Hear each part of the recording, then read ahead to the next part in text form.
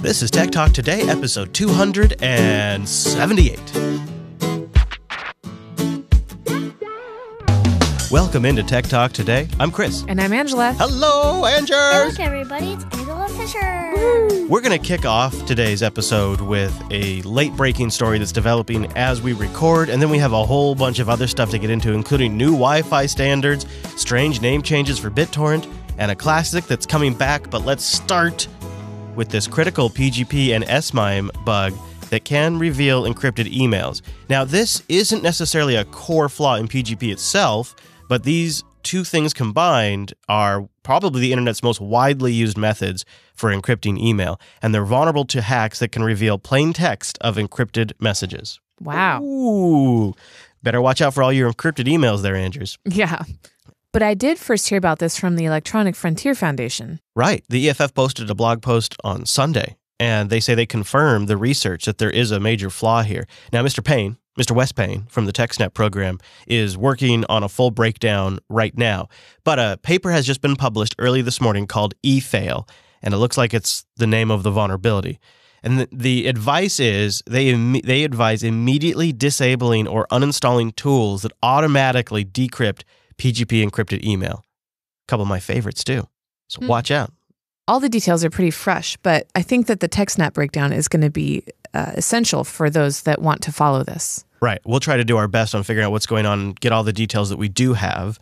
Like, I don't know if there's fixes in the works yet or anything like that. We'll see. And we record that in a couple of days, so we'll have hopefully a little more information by then. Now, how many years did we battle Wi-Fi? I think we had like 3 different... So bad. Yeah.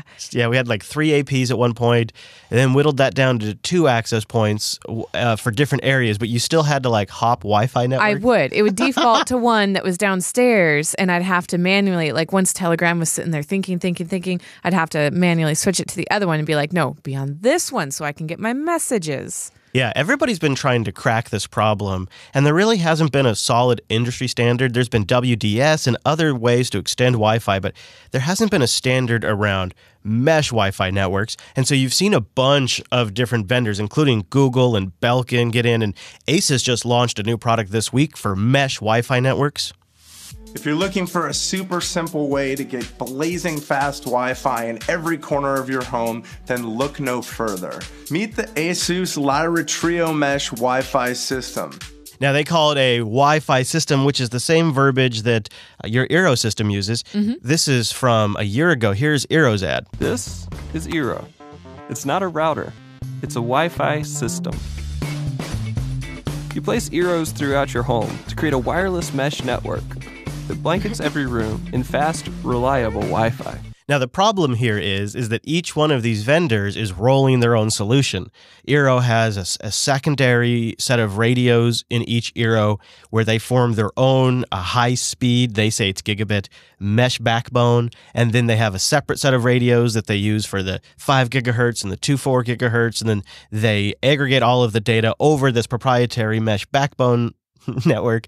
And at least for us, the Eero product does seem to be really solid. It does. No sponsorship here. I mean, I wish they would because we're both users and we like it. Mm-hmm. But it doesn't solve the problem of later on, say 5 years from now, you wanted to add another component to the Wi-Fi network to like, maybe you decided that you were going to build like an office out in the third bay garage and you wanted to extend Wi-Fi out there. And maybe Eero is not in business anymore. Mm-hmm. You couldn't just go grab a Linksys and add it to the mesh. It wouldn't be compatible. Ah, yes. So the Wi-Fi Alliance this week is announcing EasyMesh, which is a certification that aims to standardize this mesh technology. And it's going to hopefully ensure that routers and gateways and access points will all be compatible with each other. So basically, this is going to potentially pass, and then Eero is going to have to, like, retro update? Like, are mine still just bricks in the wall, or well, they're still going to work because it's not changing the Wi-Fi standard itself. But I don't know. I'd have to get a whole new system with this certification if you wanted this, yeah. But it should be, in theory, possible for Eero to add capability, because one of the things the standards body did is they made sure that with most modern Wi-Fi hardware, this could all be implemented via software. Oh, okay, good. So they could, in theory, just be one of the best Wi-Fi mesh networks out there that also supports this standard. They've been pretty good about that. They've brought on several other standards that are not theirs. And I could see a lot of vendors do this. Why not? Well, you could have your own management system that sits on top of it that is the secret sauce, and which is would be their claim. But you could be using EasyMesh as the actual meshing protocol. And I like this idea a lot. I'd say it's close to Ethernet. It's not as solid, but I tell you what, it's way more solid than I ever thought possible. Mm-hmm. I would completely be skeptical of somebody who makes these claims, and I've been really pleased. I think it's not great for enterprises or business networks, but these consumer mesh networks, I don't think it has to be Eero either. I think this makes a huge difference because it sort of fills in the gaps where you didn't have coverage before. And there was just the worst feeling in the world is you get all set up, you turn the TV on in the bed, which we don't normally do, but we're going to get all comfskis and we're going to watch some Roseanne. And we sit down, we hit the play button, and it gets to the first joke, and the dropout happens, and the video just buffers. And you feel like a total tool as the person who set it all up. Yeah. You're like, oh, I'm so sorry. This shouldn't be happening. I don't understand. These files are all on our own LAN. This isn't an internet connection issue. This is just our own LAN isn't getting through the walls. I'm sorry. And you feel like a total jerk. And since I put the Wi-Fi mesh system in, I have never had that problem. Plus, now I have devices out in the yard that I use for monitoring and surveillance and things like that are always connected, have great, strong signal. So I think these mesh networks are great. You just gotta deal with the fact that each vendor was implementing their own solution. I'd like to add, because we covered this, I think, in Tech Talk today a while ago when I got it set up. So easy to set up, ridiculously easy. Yeah, you set it up. Yeah, with an app. It was really cool. Mm-hmm. Yeah, that's more and more of a thing these days. Is trying to make the setup simpler, and I think just a couple of them have really nailed it. I'm really happy to see this EasyMesh protocol, and I hope the existing products do get updated to support it because the standards body did work specifically for that. Speaking of really easy, DigitalOcean, do.co/action. Go there, sign up with a new account, and when you go to do.co/action, you will get a $100 credit at DigitalOcean. Now, you can really kick the tires. I mean, you could kick the tires with a $10 credit, to be honest. And a $100 credit, you could actually get some work done. And DigitalOcean is super simple. If you're an expert or a beginner, you can deploy a system on their super fast infrastructure in less than 55 seconds. They have enterprise-grade SSDs everywhere, 40 gigabit E connections coming into the hypervisor, cloud firewalls that block the traffic before they even reach your rig, easy-to-use DNS, monitoring and alerting, and a 99.99% uptime SLA with data centers all over the world. That's DigitalOcean. And then imagine the world's simplest dashboard to manage something this complicated. I don't know how they did it, but they struck the perfect balance. And they top it all off with great documentation. They are cranking out new tutorials like nothing right now because of the new distribution releases, 1804, the new Fedora 28. I just consolidated 3 droplets down to one of their new flexible droplets for $15 a month, which is a great deal. You can mix and match the resources that are most appropriate for your application. I needed a little more storage. I needed a little more RAM. I didn't need a lot of CPU. So I just mix and matched accordingly. I also add a little block storage on there, consolidated 3 droplets down onto one super beefy droplet using Fedora 28 Cloud Edition with everything in containers, managed by Cockpit, and I did it all within an hour. 3 systems consolidated down into one rig, and then attached additional 250 gigs of block storage, all under an hour. Between the documentation, the great dashboard, and all of the features, there's something that appeals to all of us. do.co/action. Go there, get the $100 credit, and see what I've been talking about for a while now. That's do.co/action. another batch of Google employees are resigning, and when I found out why, it's pretty disturbing. Yeah, one of the reasons they're resigning is because they want to force Google to change this behavior because of how bad it could affect Google's public image. It's been nearly 3 months since, I think, more than half a dozen Google employees, I don't have the actual number, left. And another batch just left this last week. And it's all over a controversial military pilot program known as Project Maven, which aims to speed up analysis of drone footage by automatically classifying images of objects and people. So another dozen Google employees are resigning in protest over the company's continued investment in Maven. The resigning employees' frustrations range from the particular ethical concerns over Google AI being used to identify drone targets to the political actions Google's been taking more and more, and also the erosion of user trust that could result from these actions. Gizmodo got a big leak on this. A couple of somebodies talked directly to Gizmodo, and they said that many of them have written accounts of their decisions to leave the company, and their stories are being gathered in an internal Google Doc, which has been shown to Gizmodo. And they're basically concerned that Google is turning into an evil empire and selling their AI to help the military kill people with our drone program, which is actually what Google is doing. Is this kind of like an arms race? Like, that's what I'm feeling. Like, if Google didn't step up to it and they have the power maybe to, then somebody else would have, but maybe not to the better degree. Yeah, perhaps that's how Google looks at it. If we don't do it, somebody else could, and we can do a better job. Or the U.S. military came to them and said, we've determined that nobody else in this nation is as good at this as you are, and you have a responsibility to the national security of your country to help us here.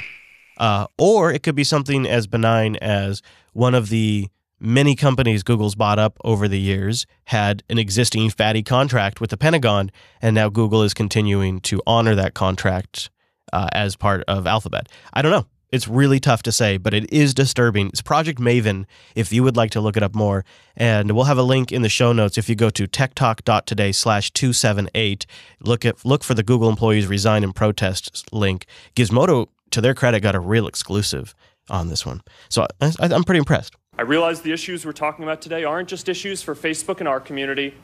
They're issues and challenges for all of us as Americans. And I don't understand why all of the media's attention has been on Facebook when it comes to data privacy and the Cambridge Analytica story. That could have been a jumping off point to start talking about how Google's business practices work. Mm-hmm. And if it was truly about data collection and user privacy, they would have. And now what I believe, having sat back from a distance, and I got to say, Ange knows this, we have kept a ton of these Facebook stories out of this show. Yeah. Like, yes. It's been a point of a lot of discussion behind the scenes because we don't want this to be the Facebook show. But the media has been piling on and piling on. They're going after Facebook. They are in their sights. And I'll give you an example. This was on CNBC today. I would argue in this instance that this is an insult to dictators. Look at what Mark Zuckerberg tried to do last year. He proposed a third class of stock last year. Fortunately, his board rejected it. That said, if he sold his entire economic interest in the company, he would still control a community more vast than Christianity, more vast than the population of the Southern Hemisphere, plus India. We were all freaked out when Castro took over a Caribbean island nation of 11 million people, but now we have a 33-year-old college dropout that oversees a community greater than the Southern Hemisphere. What could go wrong? And by the way, are you equating Zuckerberg to Castro? This is, I mean, the level here of vitriol is remarkable.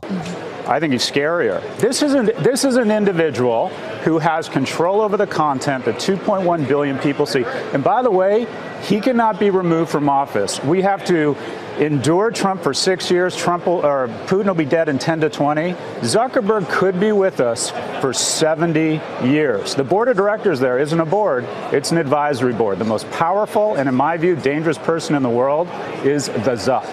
That is some strong language right there. Yeah, it is. So when Tim Cook was at Duke University giving the graduates' commencement speech, he took a few shots at data collection. And you're going to see the media frame this as Tim Cook taking shots at Zuckerberg. But here's what he said that everybody is kind of talking about.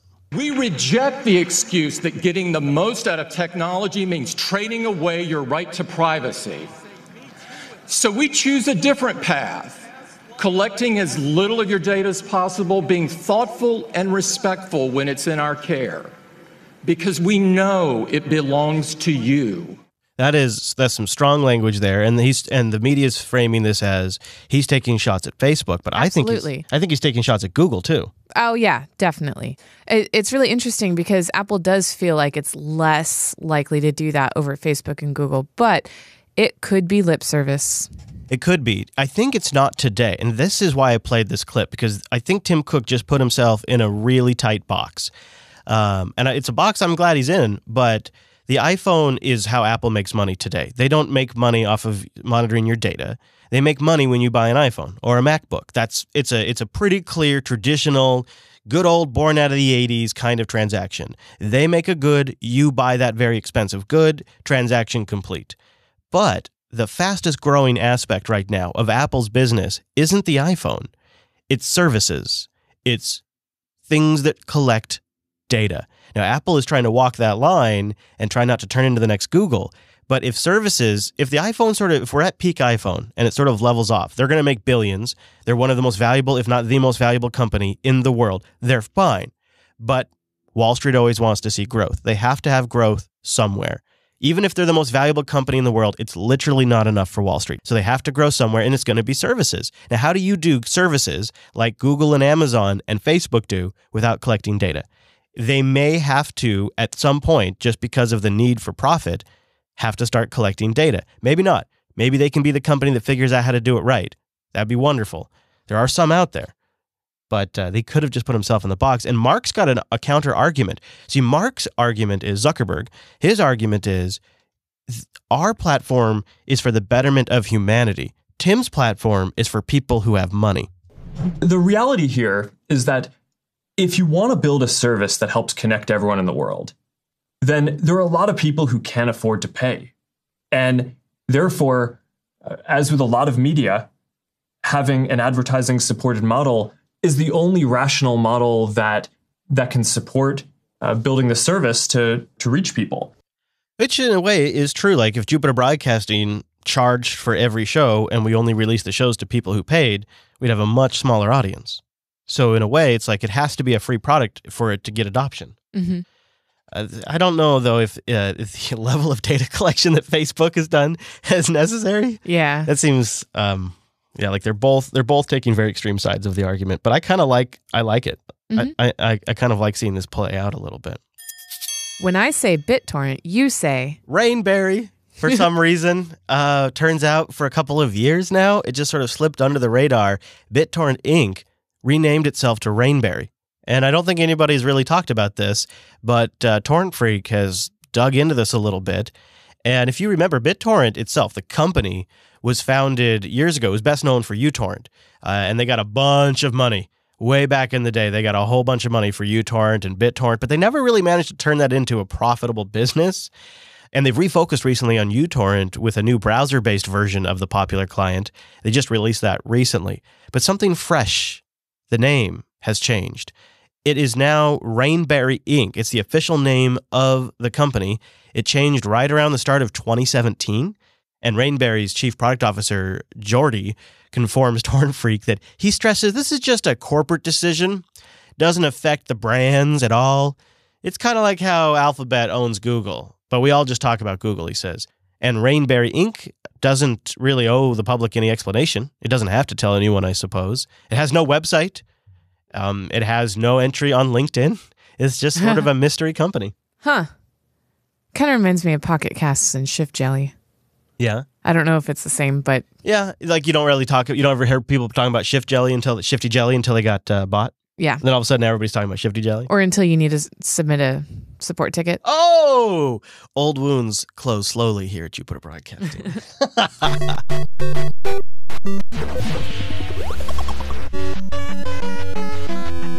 I am so excited that Nintendo is bringing back the NES Classic. I didn't have a chance to jump on it in the past. I don't know, I'm a sucker. I know I could do this on a Raspberry Pi in a hot minute. I know I could do this on my Linux box today. I do it often. But it's so cute. I know, I already have an emulator on my NVIDIA Shield too. I can't help myself. It's just adorable. It hooks up over HDMI. It's super simple. On June 29th, 2018, the NES Classic is coming back to the US stores for 80 US greenbacks. And it will come with mini games like Super Mario 3, Metroid, The Legend of Zelda, and others. About Wait a 30 second. games. Is Super Mario Original and 2 going to be on there? That is not on the list. Wow, that feels like a fail. They must be. They have to be. Yeah. I mean, obviously, but the third one was the best. I gotta get my floating princess on in Mario 2, or else I'm not happy. Yes. That's such Use a great that one. dress, girl. Use that. Mario 2 is such a weird one. I love it. There's a good story behind it too. So there's also the Super NES Classic, which I think would be up your alley because you spent like the better part of an evening getting an actual Super Nintendo hooked up to a plasma TV through a receiver. Yes. Well, first I realized that I was missing that proprietary cable that it needs, right? And I found somebody on one of the buy-sell pages that was willing to give it to me for free, which is great because it's a $25 cable. So I met up with her. She gave it to me. And then I could either get video or audio from the Super Nintendo, but not both. And I don't know if it's because of the way my TV's set up or the receiver, but anyway, I ended up having to split the cable. You know how like it. Yeah. So one of it was plugged into the TV and one was into the receiver, and then I had audio and sound. That's not jank looking, but it worked. Yeah, it was. You know, and the nice thing about this is that proprietary cable, I don't actually know if it even exists anywhere, but I do know on the other end of it is HDMI. Which is sound and video over one cable, so you could just plug it in. And, you know, like in the case of your TV, there's some ports on the side that you could plug it in and just change the input and bypass the receiver altogether, which would be nice, except for then you wouldn't have speakers. But I think this is cool. I don't know if I'm going to end up getting one. I may pull the trigger on the Super Nintendo. I don't know. I'd love to have both of them here in the studio, to be honest with you. If you've gotten one in the past, let us know what you think. And let us know about any of the stories you've heard today and your thoughts on all of it. techtalk.today/contact, as well as every new episode. You can get it at techtalk.today/subscribe for all the ways to get new episodes, because we are in the closing episodes. I don't know what to say. The last final episodes, the end stretch, the home stretch, the final stretch, the final countdown. Yeah, so stay tuned. Get the last few episodes of Tech Talk as they release. Also get more Angers on Twitter. She's at Angers. I'm at Chris LAS. And don't forget to follow the network on Twitter at Jupiter Signal. And I'll be in Texas June 8th through the 9th. I'll be making the whole trek down there in the RV with the rover tracker with me. Maybe we can meet up along the way. Go to jupiterbroadcasting.com/rover. I'll be leaving around the end of May, and you can track me in real time there until I get to Austin. Then come say hi. Maybe we'll get some barbecue. That'd be good. Do like a sticky shake. No. Wash your hand first, please. Oh, my God. All right, that's everything for today's episode of Tech Talk Today, and we will see you later this week.